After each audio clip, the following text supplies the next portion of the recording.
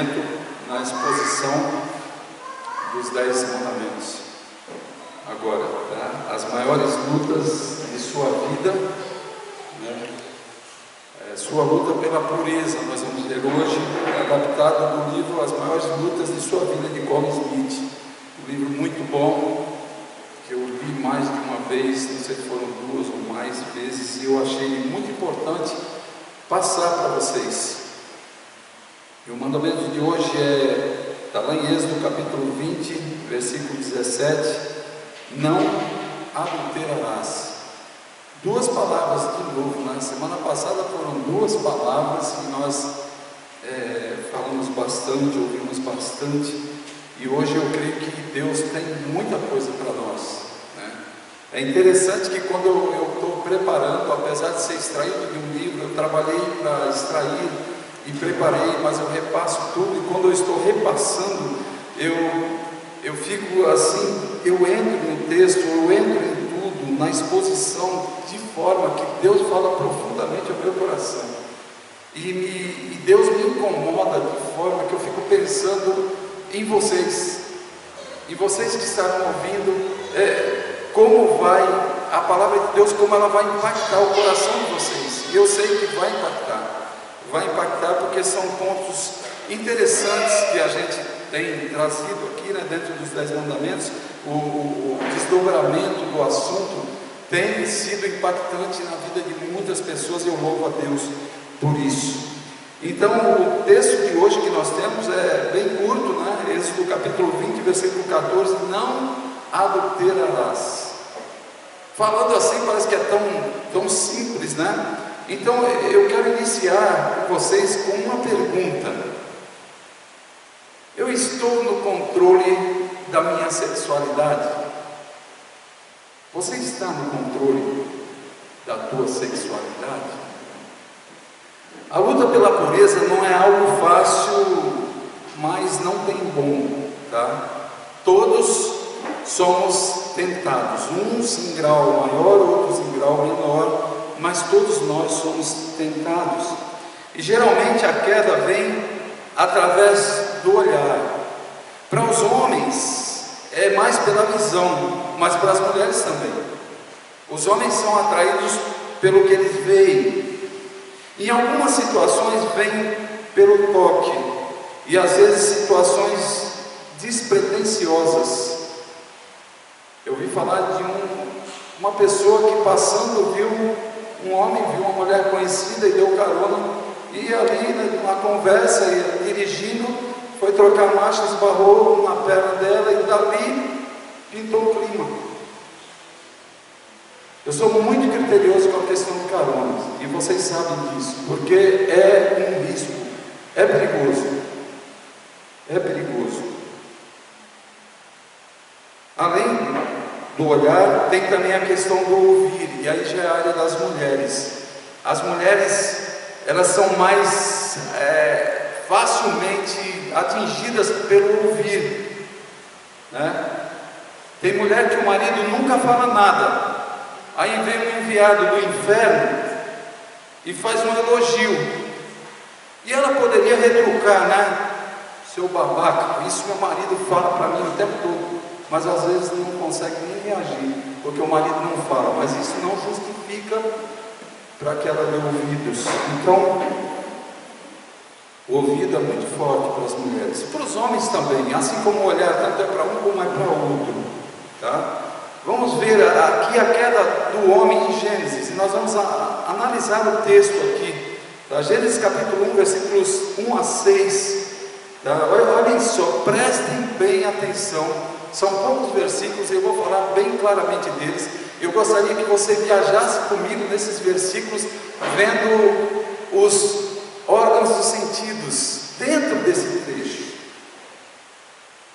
Capítulo 3 de Gênesis, versículo 1. Ora, a serpente era o mais astuto de todos os animais selvagens que o Senhor Deus tinha feito. Interessante, tá?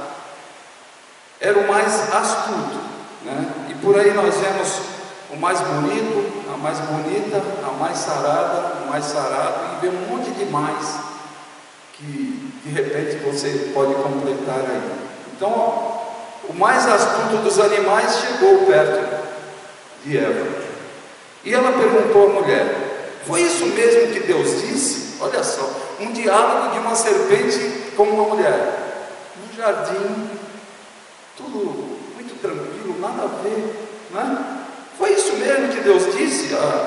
A serpente falando para ela: não comam de nenhum fruto da árvore do jardim? Respondeu a mulher à serpente: podemos comer do fruto das árvores do jardim, mas Deus disse: não comam do fruto da árvore que está no meio do jardim, nem toquem nele, do contrário, vocês morrerão. É o fruto, tá aqui, o pessoal diz que é a maçã, mas aqui a Bíblia está dizendo que é o fruto, ok? Não sei que tipo de fruto, mas do contrário, se tocassem, não era nem para tocar, se tocar, vocês morrerão. Disse a serpente à mulher: certamente não morrerão. Deus sabe que no dia em que dele comerem, seus olhos se abrirão e vocês serão como Deus, conhecedores do bem e do mal. Nada a ver. Primeiro fake. Esses dias eu falei numa das devocionais nossas de Satanás, né, o pai do fake news. Começou aqui. Pai do fake news. Disse a serpente à mulher: certamente não morrerão. Não. Versículo 6. Quando a mulher, olha a queda aqui. Quando a mulher viu que a árvore parecia agradável ao paladar, era atraente aos olhos, olha só os órgãos dos sentidos entrando aqui na prática do pecado. Atraente aos olhos e além disso desejável para dela se obter discernimento, tomou do seu fruto, comeu e deu ao seu marido, que comeu também. Olha só, nós temos aqui de uma forma clara o que acontece muitas vezes no nosso dia a dia, como nós caímos. Às vezes uma situação tão envolvente que a pessoa que cai no pecado, na prática do pecado, fala: mas como eu fiz isso? Como eu não enxerguei? Como eu não vi que era uma armação e que eu iria cair? A queda iniciou-se quando Eva ouviu falar. Depois ela viu o fruto, em seguida pegou e comeu do fruto. 5 órgãos dos sentidos envolvidos aqui: audição, visão, tato, paladar e olfato. Você consegue ver o olfato aqui? Ela não conseguiu sentir o cheiro do pecado? Não conseguiu. E aí, caiu. Poderíamos citar a queda de Davi também com Batseba, lá em 2 Samuel capítulo 11. Todo mundo na guerra, Davi estava lá no pátio do palácio observando as coisas.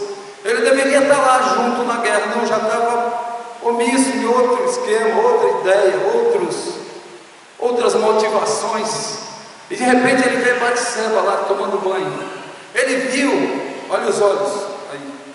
E ele foi atraído e mandou chamar aquela mulher, sabendo quem era. E vocês já conhecem a história que ele trouxe e se envolveu com ela. Depois ela grávida e o marido dela na frente de batalha. Ele chama o marido dela para que viesse, para tentar que ele tivesse algum contato com ela. Olha só, o pecado como que é, ele vai tendo desdobramentos, situações em que cada vez vai gerando mais problemas e o pecado vai aumentando, a prática vai aumentando. E ele, por fim, quando não conseguiu que Urias deitasse com Batseba, ele manda colocar Urias na frente de batalha para que ele morresse. E ali Urias morre e ele traz Batseba para ser esposa dele. Situação, né? Pecado. Os olhos, apenas ele viu, apenas não. Os olhos, nós precisamos vigiar com os nossos olhos. É muito perigoso. Então, dizer que nós estamos no controle da sexualidade, nossa, é muito complicado. Precisa de muita vigilância. Nós vamos ver hoje na exposição desse 7º mandamento. Nós vamos ver hoje claramente os riscos que corremos e o que podemos fazer. Eu quero avaliar com vocês como você tem vivido, né? Como você tem cumprido as suas promessas, o que você prometeu um dia diante de Deus. O 7º mandamento trata do cumprimento da promessa de pureza sexual, tanto na mente como no corpo.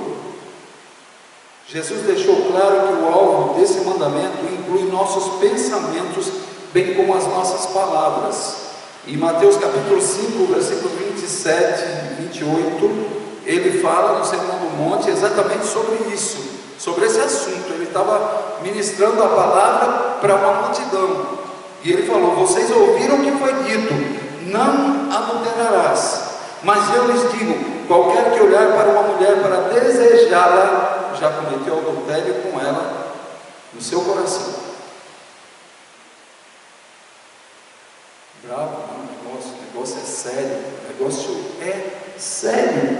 Jesus descreveu as vezes em que teve que conviver naqueles dias com uma geração adúltera, uma geração na qual muitos se confundem em suas atitudes e passam a ter um comportamento desordenado quando se trata da questão de sexo.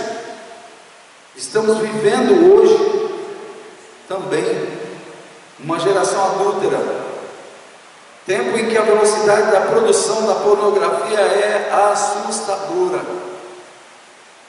Redes sociais, comerciais, geralmente comerciais, televisão, sempre tem um apelo sexual. As redes sociais você abre, vocês sabem como que é. É uma luta para você de repente não parar em algumas imagens, não parar de assistir determinados vídeos, esses vídeos rápidos, esses vídeos, não há nada a ver, uma besteirinha, nada, tranquilo, não, está entrando na sua mente. Tudo isso, todo o lixo, né, que a sociedade atual está jogando aí. Nós vivemos em um ambiente em que é extremamente difícil ser puro de mente, ser puro de coração e de comportamentos. A pureza de pensamento e de vida é um dos nossos maiores combates. Eu me incluo nisso. A última coisa que desejamos quando estamos em luta, isso aqui é muito interessante, é que alguém nos chame a atenção sobre as nossas falhas. O que precisamos é de encorajamento prático para seguir em frente, não na prática. Esse é o propósito da abordagem do 7º mandamento hoje. É muito interessante, tem muito conselho aqui, nós vamos ver e nós seremos bastante advertidos hoje, né? Então, eu quero ver com vocês, talvez você nunca tenha parado para pensar que a nossa sexualidade é um dom de Deus, tá? Olha que interessante, Deus criou o primeiro homem e a primeira mulher. Deus os criou macho e fêmea por decisão própria, decisão de Deus. Isso significa que Deus, preste bem atenção, isso significa que Deus foi a primeira pessoa no universo a pensar sobre sexo, e foi um pensamento absolutamente puro. No esplendor de sua criação, Deus designou duas pessoas para se completarem. Ele fez a mulher a partir de Adão, tomando uma de suas costelas, para que, quando se unissem no primeiro casamento da história, pudessem desfrutar do grande prazer, conforme Deus nos concedera. Deus pensou detalhadamente para o que seria o sexo, qual seria o objetivo do sexo. Isso é importante, especialmente para aqueles que foram induzidos a uma visão negativa sobre o sexo. O livro de Hebreus fala que o casamento deve ser honrado por todos, o leito conjugal conservado puro. Hebreus capítulo 13, versículo 4. A razão pela qual deve ser mantido puro é que ele é puro. Perceber a pureza desse dom da união sexual no casamento pode gerar nova liberdade e alegria para aqueles que ficaram inibidos nessa área por um falso senso de culpa, que muitas vezes foi pregado aí para trás, ensinado em tempos passados. Deus nos dá uma linda descrição da união entre homem e mulher no casamento. Capítulo 2, versículo 24 de Gênesis, ele fala: por essa razão o homem deixará pai e mãe e se unirá à sua mulher, e eles se tornarão uma só carne. Tornar-se uma só carne é mais do que a união entre dois corpos. É a ligação de duas mentes, dois corações e duas vontades. Você já tinha pensado nisso? É muito mais do que apenas a união física. Essa união começa quando o casamento é consumado, mas o propósito de Deus é de que ela continue a união, que ela cresça e se desenvolva até alcançar maturidade. E quantos casais estão por aí que ainda já há muitos anos casados e não alcançaram maturidade? Uniões, sabe, que são extremamente difíceis, complicadas, cheias de altos e baixos, porque ainda não amadureceram. Existe uma comparação muito interessante que o autor do livro faz, que eu achei bem interessante para representarmos aqui no modo como a Bíblia descreve o que significa ser cristão. Essa comparação é importante. Quando uma pessoa está ligada a Jesus Cristo pela fé, ela é justificada. A justificação é um acontecimento decisivo em que você está para sempre unido a Cristo. E quando Deus olha para você, Ele não vê você, Ele vê Cristo. Na união conjugal, quando serão dois em uma só carne, então quando olhamos para um casal, é um só que nós vemos. Essa é a ideia. Essa união é apenas o começo da santificação, um processo para a vida toda, no qual você cresce em seu relacionamento com Deus. Isso é o mesmo que tornar-se uma só carne. É um acontecimento decisivo por meio do qual firmamos uma aliança com a pessoa a quem fizemos uma promessa. Esse compromisso é também apenas o começo de um longo processo de crescimento no corpo, na mente, no coração e alma para ambas as partes. Os casamentos podem passar por dificuldades, porque alguns maridos estão muito interessados em ser um no corpo, mas não têm muito interesse em ser um na mente, na alma e nem no espírito. Por outro lado, algumas esposas estão interessadas em serem uma na mente, na alma e no espírito, mas não têm interesse em ser um só no corpo. Esse desequilíbrio complica na caminhada de um casal. Deus quer unir essas partes que, a propósito, jamais deveriam ser separadas, ou jamais deveriam estar separadas. A liturgia usada pela igreja da Inglaterra, olha só, é até interessante o que eu vou falar aqui.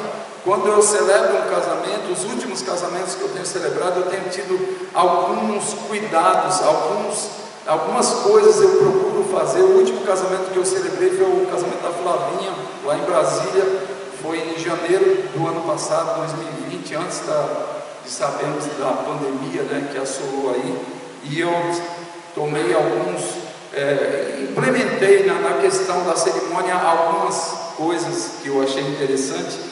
E na liturgia usada pela igreja da Inglaterra, na cerimônia de um casamento, inclui uma oração feita pelo pastor imediatamente após o noivo e a noiva firmarem os votos. Isso aqui eu vou colocar no próximo casamento, se Deus quiser, se Ele me der vida.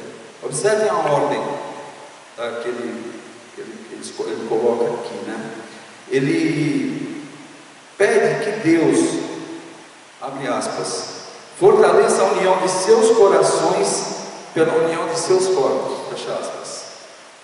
Eu achei muito interessante isso. É um ato pós a cerimônia que vai ocorrer, né? E que é um ato importantíssimo. Então, o fortalecimento da união dos corações vai vir através da união dos corpos. A ordem aqui, a união do coração vem primeiro. O dom da união sexual é concedido para fortalecer o amor a ser compartilhado. E infelizmente, nos nossos dias a ordem está invertida. Começa com o sexo, então sugere que a paixão tornará melhor. Tem que experimentar, tem que fazer test drive. Eu ouço cada absurdos terríveis. E muitas vezes nós somos guiados por esses absurdos que o mundo dita aí fora.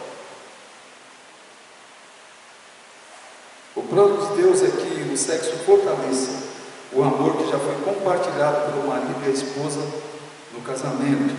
Esse dom não pode ficar fora do casamento, nem pode ser negligenciado nele. A luta é constante. Vivemos sobre a pressão de cair em imoralidade sexual, é o que acontece todo tempo, todo dia. A entrada do pecado no mundo afetou todos nós em todas as áreas da vida, incluindo a nossa sexualidade. Os efeitos da queda do homem variam tanto na natureza como em grau. Nem todos travamos as mesmas batalhas, mas todos nós temos algumas lutas em relação à nossa sexualidade. Nenhum de nós é o que Deus pretende que nós sejamos, porque somos falhos, somos pecadores, e quantas vezes fazemos totalmente diferente do que Deus espera que façamos. Um dos combates mais comuns acontece quando tentamos usar o dom da sexualidade como meio de libertação ou realização, em vez de uma maneira de expressar amor. Essa questão de expressar amor tem às vezes sumido da mente dos casais, da mente de maridos, da mente de esposas. Então muitas vezes o relacionamento vira uma rotina, vira uma loucura e vira um monte de atitudes que aí fora o mundo dita. Eu já aconselhei, já fiz aconselhamentos pré-nupciais e vi, na maioria das vezes, homens com a cabeça cheia de ideias que eles veem aí fora, que veem em filmes, que veem na pornografia. Aí vem, colocam às vezes que eu fico assim abismado e falo: Senhor, obrigado porque eu pude estar com essa pessoa antes que ela partisse para uma vida conjugal, senão ia ser um desastre, ia acabar na noite de lua de mel, ia acabar tudo. A situação adequada para a união sexual no casamento, como já vimos, é uma parceria de amor permanente entre um homem e uma mulher. Quando tomamos esse dom de Deus e usamos fora do casamento, seja com outra pessoa, seja com nós mesmos, a questão do sexo solitário, a masturbação, não tem por que ficar com outras meias palavras aqui, tá? Nós estamos com isso abusando do dom de Deus e perdemos a visão do seu propósito. O rápido crescimento da pornografia nos tempos de hoje tem encorajado muitos a praticarem o sexo no mundo privado, sexo solitário, não como uma expressão de amor, mas como um meio de libertação. Eu estava falando com a minha esposa sobre isso, sobre essa questão de um meio de libertação. As pessoas estão praticando tantas coisas como um meio de libertação para dizer que são livres, na década de 70, quando os hippies aí irromperam aí com paz e amor, viver à vontade sem ter do que para quem prestar contas, sem responsabilidade, onde a maconha detonou a cabeça do montão, fizeram um monte de asneiras, de besteiras, era um meio de libertação. E na questão sexual hoje tem rolado isso, acontece isso. Quantos filhos e quantas filhas se embrenham pelo caminhos assim totalmente impossíveis de se imaginar, porque para mostrar que são livres, que fazem o que bem entendem, colherão as consequências dos seus atos. Em seu livro Viver Bem, do ponto de vista de Deus, David Field compara em termos espirituais o vício do sexo particular com o vício de cheirar cola. O vício do sexo particular com o vício de cheirar cola. Pense bem, é uma ótima comparação. O propósito da cola é ligar duas coisas quando usada para esse fim. A cola é algo maravilhoso. Se uma pessoa se entrega ao seu próprio deleite, ao seu próprio prazer, e usa essa forma para alcançar o prazer, está pervertendo o objetivo para o qual a cola foi feita. Não é para isso que ela serve. E quem a usa para esse fim está prejudicando a si mesmo.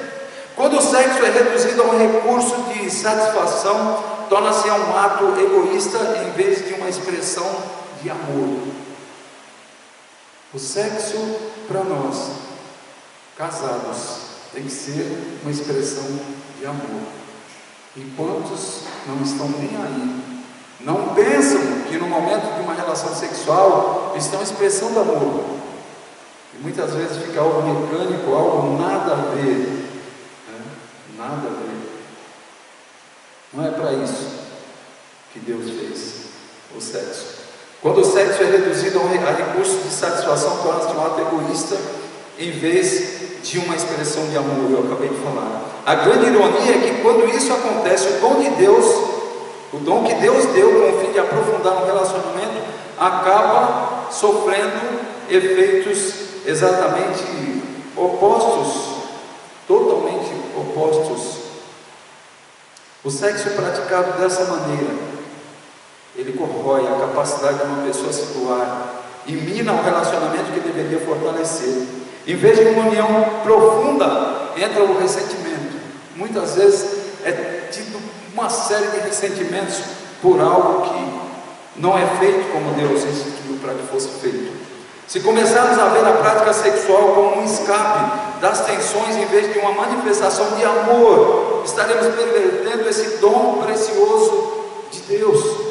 Mesmo dentro do casamento, o dom da união sexual é prejudicado quando o buscamos sem amor, ou se existe amor quando o negamos. É importante pensarmos em tudo isso.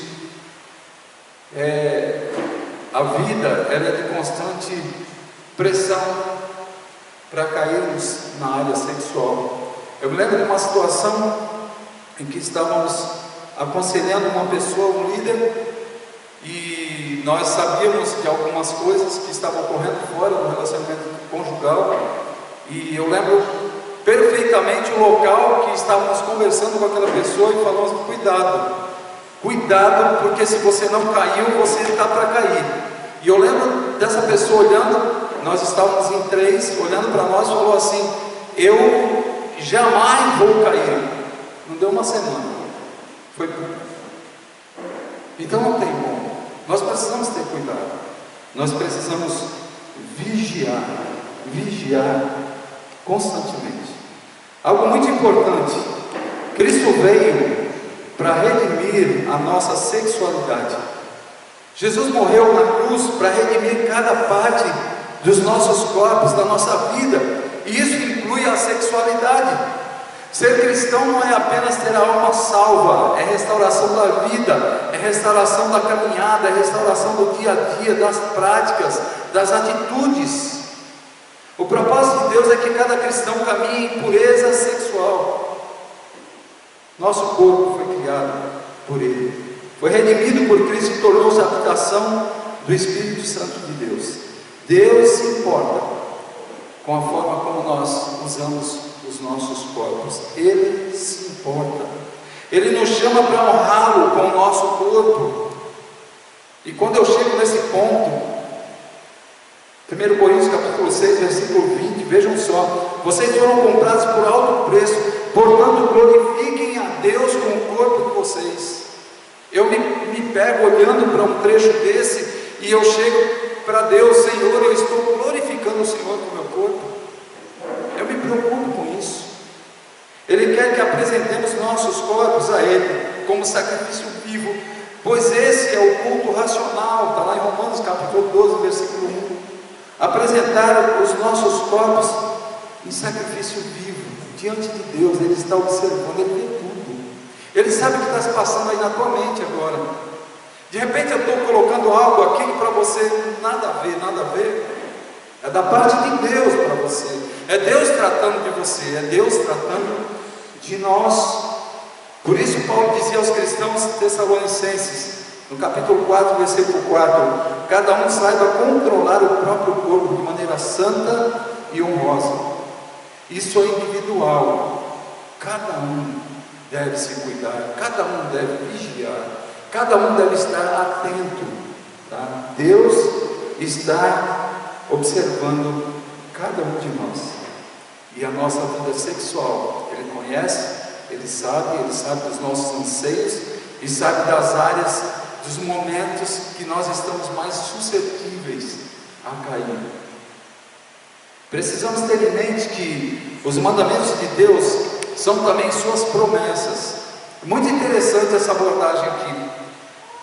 Se tudo isso tem te levado a reconhecer as suas falhas, eu quero caminhar com você agora para a porta da esperança. Agora, nós vamos para a porta da esperança. Preste bem atenção nessa narrativa. Conta-se uma história de um homem que estava na prisão por ser assaltante. Roubar foi seu estilo de vida até que o longo braço da lei o capturou. Durante o tempo na prisão, ele ouviu as boas novas de Jesus Cristo e se converteu de uma forma extraordinária. Quando chegou o momento da sua liberdade, esse homem transformado estava consciente de que entraria em um novo combate. Muitos de seus velhos amigos eram ladrões e não seria fácil quebrar os padrões de seu antigo modo de vida. A primeira coisa que ele quis fazer ao sair da prisão foi ir à igreja. Então, na manhã do primeiro domingo de liberdade, ele correu para o prédio da igreja e sentou-se na última fileira de bancos. Enquanto olhava para frente, viu as palavras dos 10 mandamentos escritas em 2 placas. Imediatamente seus olhos pousaram sobre o que parecia condená-lo: não furtarás. Essa era a última coisa que eu precisava, pensou consigo mesmo. Conheço minhas fraquezas, minha falha, e sei da luta que terei com essa tentação no futuro. Enquanto o culto prosseguia, continuou olhando para a placa. À medida que lia e relia as palavras, elas pareciam tomar um novo significado que ele não percebeu antes. Anteriormente, ele leu aquelas palavras em tom de ordem: não furtarás. Mas agora era diferente. Agora parecia que Deus lhe prometia: não furtarás. Ele era uma nova pessoa em Cristo e Deus estava prometendo que o Espírito Santo lhe tornaria possível a superação do hábito de roubar. Não furtarás. Você não fará mais isso, porque é uma nova criatura e o meu Espírito habita em você. O que antes era uma ordem condenatória, agora parecia uma maravilhosa promessa de novas possibilidades que se abriam para ele em Jesus Cristo pelo poder do Espírito Santo. Você pode pensar que essa história seria uma ilustração para o próximo mandamento: não furtarás.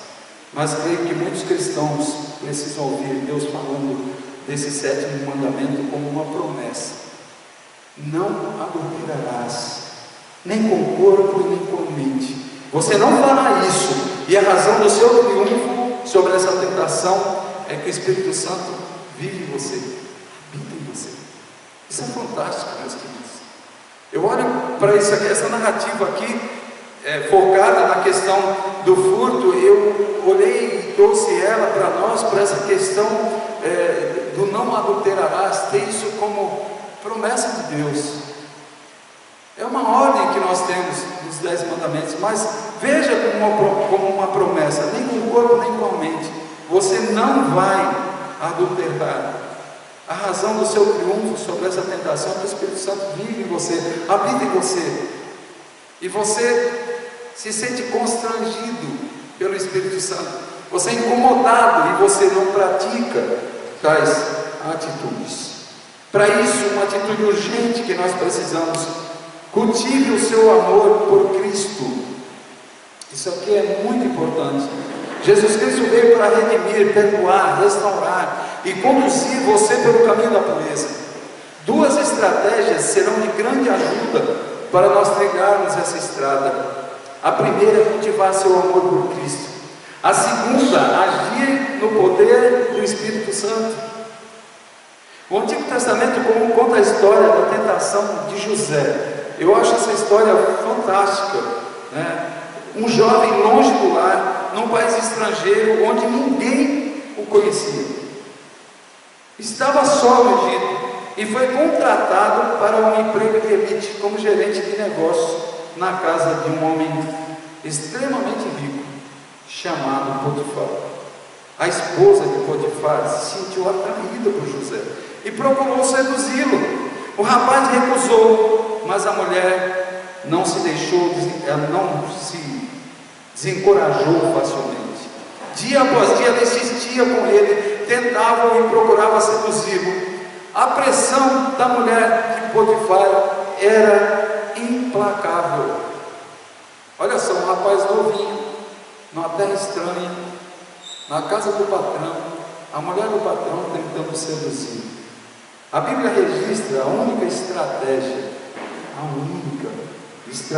que sustentou José e capacitou ele a suportar aquele período de tentação. Ele disse: como poderei eu então cometer algo tão perverso e pecar contra Deus? Gênesis capítulo 39, versículo 9. José chamou a tentação de pecado e entendeu que feriria o coração de Deus. Se você quer superar o poder da tentação, o primeiro passo é identificar a área em que está sendo tentado a pecar e a seguir entender a ligação entre o pecado e a cruz de Cristo. Uma vez remido pelo sangue de Jesus, como você poderia estar voltando atrás e fazendo isso contra ele? José percebeu que aquela tentação não era um assunto particular entre ele e a mulher de Potifar, ou mesmo entre ele e Potifar. Era uma questão entre ele e o Senhor, uma questão entre ele e Deus. Enquanto dissermos que a nossa tentação não é grande coisa, nunca haverá mudança. Tem pessoas que tratam como uma coisa banal, simples, homem é assim mesmo, mulher é assim mesmo, é assim mesmo lá fora, lá no mundo, mas aqui não. O Senhor nos chamou para que nós sejamos santos. Mas quando dissermos, se isso é importante para Deus, é importante para mim também. Essa deve ser a nossa visão. Então seremos capazes de permanecer firmes, mesmo sob grande pressão, como José viveu, e a coisa não foi boa. Ele pagou o preço, mas nós sabemos da história onde Deus o colocou depois, como o segundo governador do Egito, e como Deus usou a vida dele. Mas Deus começou testando ele numa coisa que talvez alguns diriam, nada a ver. A força do nosso amor por Cristo é a chave do triunfo sobre a tentação sexual. Um novo amor pode ser mais forte do que um velho hábito. Prestem bem atenção, um novo amor pode ser mais forte do que um velho hábito. Por isso, o primeiro passo para vencer o poder dessa tentação é cultivar nosso amor por Cristo. Muitas pessoas que lutam com essas tentações encontrarão um maior auxílio crescendo no conhecimento de Cristo e da sua palavra, investindo na companhia saudável de outros cristãos, participando de um grupo voltado a discussões sobre assuntos sexuais. E uma coisa eu falo para vocês, nós precisamos de ter prestadores de contas. Eu ouvi falar muito disso ao longo dos anos, e eu sempre achei que ter um prestador de contas nessa área seria impossível. E eu digo para vocês, não é impossível. Hoje eu tenho uma pessoa, homem, que eu digo sobre prestar contas nessa área, prestando conta para homens, eu homem, e mulheres prestando conta para mulheres. Pessoa de confiança a quem você abre o seu coração, você fala das suas dificuldades e fatalmente a outra pessoa tem as mesmas dificuldades. Hoje eu tenho uma pessoa, um homem amigo meu, que é um pastor, que eu presto contas a ele, ele presta contas a mim. Sabe quando? Todos os dias. Todos os dias. Quando eu esqueço, ele manda mensagem: hoje, graças a Deus, tudo 100%. E da mesma forma eu com ele. E nós estamos assim já há um tempo. E é interessante dessa questão de cultivar o amor por Cristo, que nós começamos a prestar contas um para o outro, e eu vi que o meu amor por Cristo aumentou, o amor pela minha esposa aumentou, a fidelidade da minha esposa, se já existia, ela firmou mais, e a minha forma de caminhar e de me policiar é outra hoje. Eu sei que eu estou fazendo isso para a glória de Deus, mas eu sei que eu tenho uma cerca. Todos os dias eu tenho alguém que no final do dia E aí, beleza? Beleza. E de vez em quando nós pegamos o telefone porque estamos distantes e nós conversamos. E aí falamos de áreas difíceis. E é interessante que essa pessoa que eu tenho, esse amigo, esse pastor, nós conversamos assim durante muito tempo. E de repente nós temos trazido à tona coisas que nós antes não conversávamos com ninguém. Mas existe um relacionamento de fidelidade, de amizade cristão, em que nós queremos, um quer ver o outro bem. E eu me sinto super feliz quando vejo ele bem, quando vejo ele vencendo as dificuldades, e sei que da mesma forma ocorre comigo, e eu louvo a Deus por isso. São cercas que nós colocamos. Hoje em dia é difícil, é muito difícil. Eu vou falar, vamos sair falando com os quatro pontos aí, falo para um, aquele fala para o outro, que fala para o outro. Não estou falando disso, eu estou falando de pessoas comprometidas com Deus, pessoas sérias que amam a Deus, pessoas que não saem falando para todo mundo o que ouvem, não. Pelo contrário, se interessam e ajudam os demais a viverem. A nossa habilidade para triunfar sobre as tentações vai depender da força do nosso amor por Cristo. Se eu amo a Cristo de verdade, eu invisto nessa área, porque é uma área difícil. Se tiver um homem ou uma mulher aqui nessa noite que me diga que essa área é fácil, eu não vou acreditar jamais, porque é uma área difícil, muito difícil. Quando esse amor começa a florescer, esse amor por Cristo, você verá a tentação sob uma nova luz, e a vitória estará ao seu alcance. Muda tudo. E aconselho você, se você tem problemas nessa área, procure um conselheiro. Homens, mulheres, procurem conselheiras, se aconselhem, peçam ajuda, porque a coisa está feia por aí. Adultério rolando solto, fornicação, sabe? A questão da pornografia, a pornografia hoje tem assolado. Gente, se eu pegar aqui o celular e eu abrir aqui determinadas páginas, determinados aplicativos, você não acredita. A coisa às vezes está escancarada, que você às vezes não tem como. Um tempo atrás eu saí do Instagram, eu não tenho Instagram, o Instagram que tem é do Projeto Bíblia na Estrada, porque eu vi assim, não é possível. E uma pessoa estava me ensinando outro dia, uma pessoa não crente me ensinando algumas coisas sobre o Instagram. Aí falou: isso aqui é para a gente ver a vida da gente, isso aqui é para a gente ver a vida dos outros. Eu fiquei assim, ver a vida dos outros, às vezes, sabe, nudes, quantas coisas aparecendo que você fala: como é que pode? Então está por aí, assim, de oportunidades. Mas não lute só, haja no poder do Espírito Santo. Quando começa a sua luta contra a tentação, Deus não lhe diz para orar, mas para agir contra ela. O problema em orar em meio à tentação é que acabamos dando mais atenção à tentação, e o efeito disso pode tornar o problema ainda maior, ainda pior. A linguagem das Escrituras é sempre de ação quando se refere às nossas lutas contra a tentação.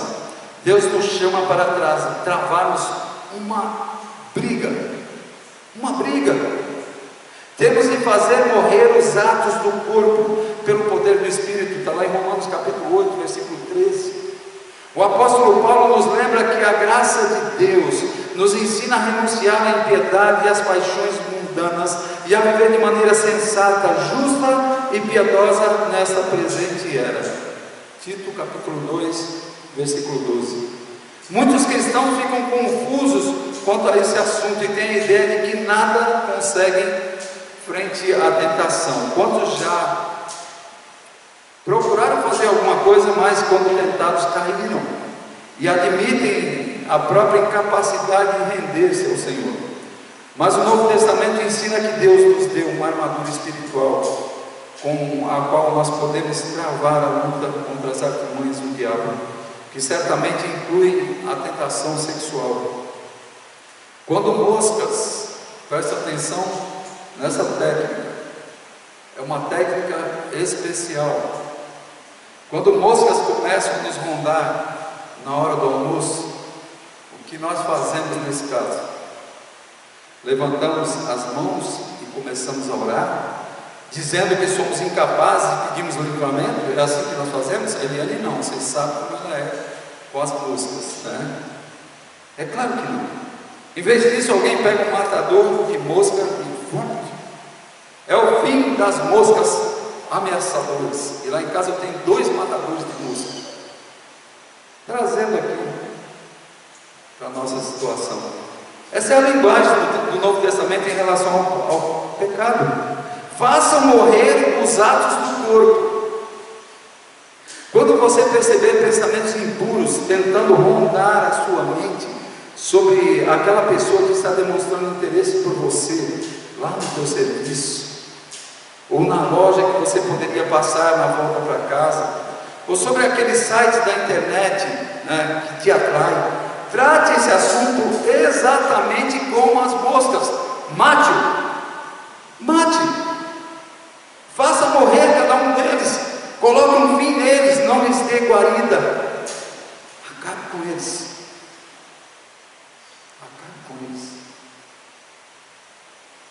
Está falando alguém aqui para vocês que faz isso, que mata, e não é com matador de moscas lá não.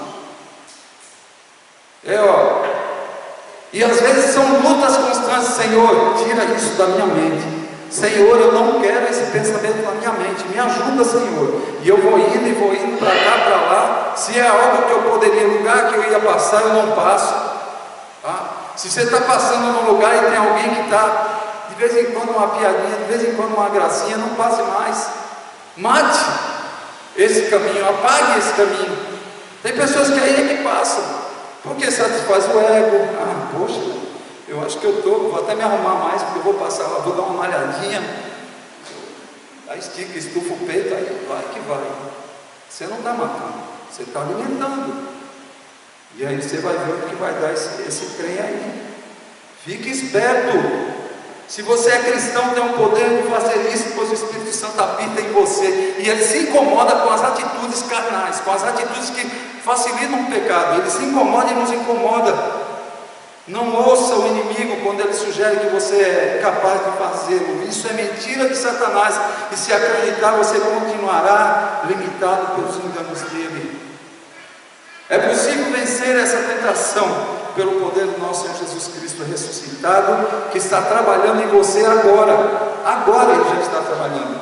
Deus te chama para agir. Comece a lutar, não se renda. O combate pela pureza é a vida toda, mas você pode prevalecer e vencer a vida toda. Então nós tratamos aqui das questões de adultério, de sexualidade, de permissividade, de tantas coisas, da ação de Deus, do Espírito Santo, de matar os desejos, de matar as possibilidades. Eu quero tratar, por fim, outro ponto importante que eu acho que nós devemos abordar aqui, que é o combate para perdoar. Esse aqui é fera. Pecados sexuais estão entre os mais difíceis de perdoar. Segredos escondidos e traições abertas causam profundas feridas que não são curadas facilmente. É difícil imaginar uma dor mais aguda do que a de um homem ou de uma mulher cujo cônjuge foi infiel. Se tem falta em seu cônjuge de ternura, falta de consideração, se ele ou ela usa pornografia ou usou, envolveu-se no romance ou se comprometeu em alguma outra área de pecados sexuais, então teu cônjuge enfrenta o desafio do arrependimento. Mas isso não é tudo. Quando o pecado sexual é encoberto, existe sempre duas montanhas a serem escaladas. Uma é o desafio do arrependimento e a outra é o desafio do perdão. Quanto ao arrependimento, muitas vezes o que o cônjuge mostra não é arrependimento, é tudo menos arrependimento, que aí é irritante, é constrangedor. Muitas vezes é remorso, e aí o remorso tem lágrimas, tem um monte de coisa. Nem sempre lágrimas querem dizer arrependimento. A questão do outro desafio, da outra montanha, do perdão, né? É outro ponto complicado. Perdoar não é fácil, mesmo quando existe verdadeiro e profundo arrependimento da outra parte. Perdão, amor e apoio podem representar uma grande parte da cura, tanto das próprias feridas, como das feridas do cônjuge. Se o seu cônjuge pode se arrepender, você pode perdoar, com certeza. A graça de Deus fará que tudo isso se torne possível, à medida que o arrependimento de seu cônjuge se aprofunde e você viva, observe, caminhe com ele, o seu perdão também vai surgir. Existem dois combates aqui, e a cura de um pode ser a cura do outro. A cura se inicia quando arrependido e perdoador se encontram e decidem começar uma nova vida. Eu não sei se tem alguém aqui, ou pela internet alguém estará me acompanhando no YouTube, vivendo algo dessa natureza na vida. Então, a cura se inicia quando os dois, arrependido e perdoado, decidem começar uma nova vida. Lembro que perdão é uma atitude de obediência à palavra de Deus. Colossenses capítulo 3, versículo 13. Suportem-se uns aos outros e perdoem as queixas que tiverem uns contra os outros. Perdoem como o Senhor lhes perdoou. Em muitas situações, a saída correta, em muitas não, em todas, a saída correta é o perdão. Quem perdoa assume o compromisso de não levantar mais o fato, em 3 níveis, e eu quero falar desses 3 níveis para encerrar. Primeiramente, é não levantar diante de Deus. Segundo, não levantar diante de terceiros. Em terceiro lugar, não levantar diante da pessoa perdoada. Diante de terceiros, diante de Deus e diante da pessoa perdoada. Porque se você perdoou, a palavra perdão significa soltar, libertar, deixar ir. Se você perdoou e você fica levantando, você não soltou, você não libertou, você não deixou ir, você continua segurando, e você é o que vai sofrer mais com essa sua postura de segurar. O perdão é uma atitude que liberta o que está sendo perdoado e liberta o perdoador. E nessa área que nós abordamos hoje, que eu estou encerrando aqui, tem muitas pessoas sofrendo muito por falta de perdão. Eu quero orar agora, não quero que ninguém fique em pé. Eu quero você e Deus. Se você, em tudo que eu abordei, em tudo que foi falado, se algo falou ao teu coração, você é com Deus, você vai falar com Ele e vai colocar o teu problema, a tua situação, a tua angústia, as tuas mágoas, você vai colocar diante de Deus. E eu vou orar por você agora, aqui. E você que está nos acompanhando pelo YouTube, da mesma forma, eu quero orar por vocês. Deus eterno, o Senhor é um Deus maravilhoso, que nos orienta de uma forma tão direta, tão clara, tão aberta.